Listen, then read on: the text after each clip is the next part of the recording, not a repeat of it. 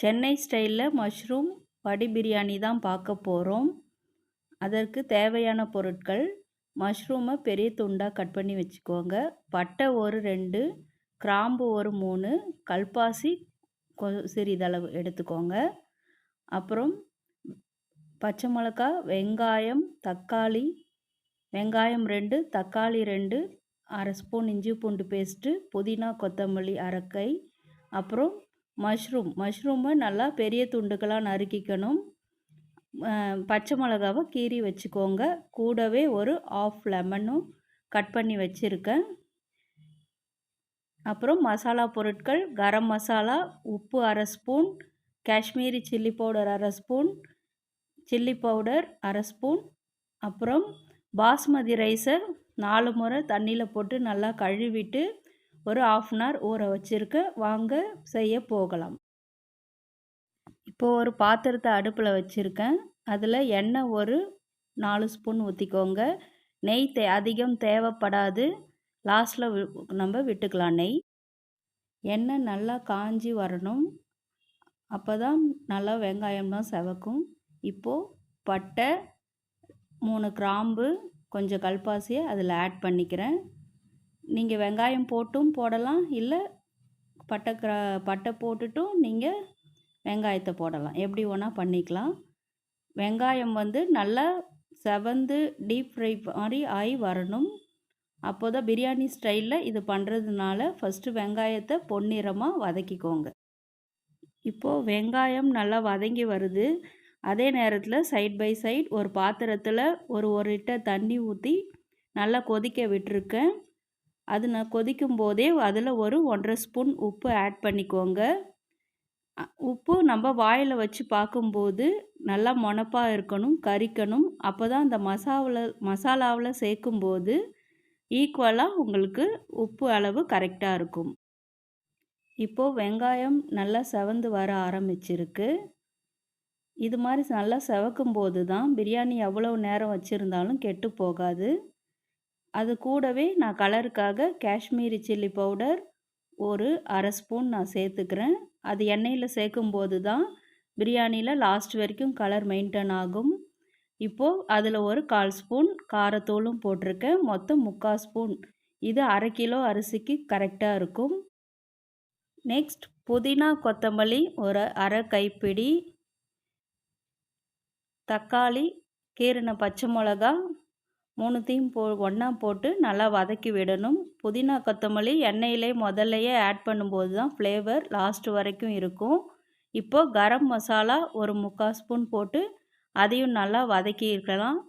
நல்லா வதங்கி வரட்டும். இப்போ கூடவே உப்பு போட்டு வச்சு தண்ணி நல்லா கொதிச்சிடுச்சு. அதுலேயே அரிசியை போட்டு ஒரு 2 நிமிஷம் குக் பண்ணி எடுத்து இந்த மசாலாவும் சூடாக இருக்கும்போதே அதில் ஆட் பண்ணணும். பார்க்கலாம். நெக்ஸ்ட் மஷ்ரூமை ஆட் பண்ணிக்கலாம்.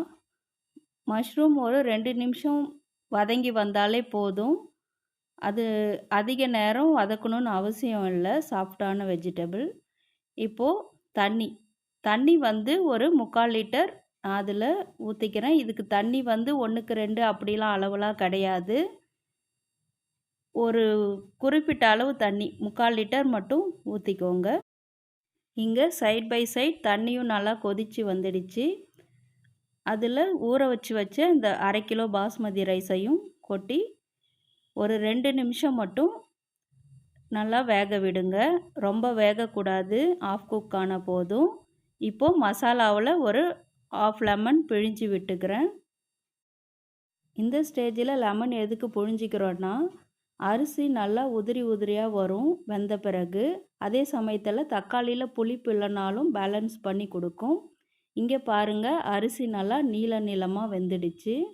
இது மாதிரி நீளமாக வெந்தால் மட்டும் போதும், ஃபுல்லாக வேகணுன்ற அவசியம் இல்லை. 2 நிமிஷம் மட்டும் போட்டு குக் பண்ணி எடுத்துக்கோங்க. இப்போது அரிசி நல்லா வெந்துடுச்சு. சைட் பை சைடு ஒரு பாத்திரத்தில் ஜல்லடையும் போட்டு வச்சுருக்கேன். அதிலையே வடிச்சுக்கோங்க. ஏன்னா அந்த தண்ணியை கீழே ஊற்றிடக்கூடாது. அது எதுக்குன்னு இப்போ நான் லாஸ்ட்டில் சொல்கிறேன் செய்யும்போது. இப்போது அரிசியும் நல்லா வெந்த அந்த சாதமும் நல்லா சூடாக இருக்கணும். அதே சமயத்தில் மசாலாவும் நல்லா கொதிக்கணும். ரெண்டும் ஒரே டெம்பரேச்சர் இருக்கும்போது தான் உங்களுக்கு நல்லா வெந்து பூ போல் வரும் அந்த சாதம். நெக்ஸ்ட் வடித்து வச்ச பாஸ்மதி ரைஸை அந்த மசாலாவில் அப்படியே கொட்டிக்கிறேன். இது அடியில் வரைக்கும் போட்டு கரண்டி வச்சு கிளறக்கூடாது.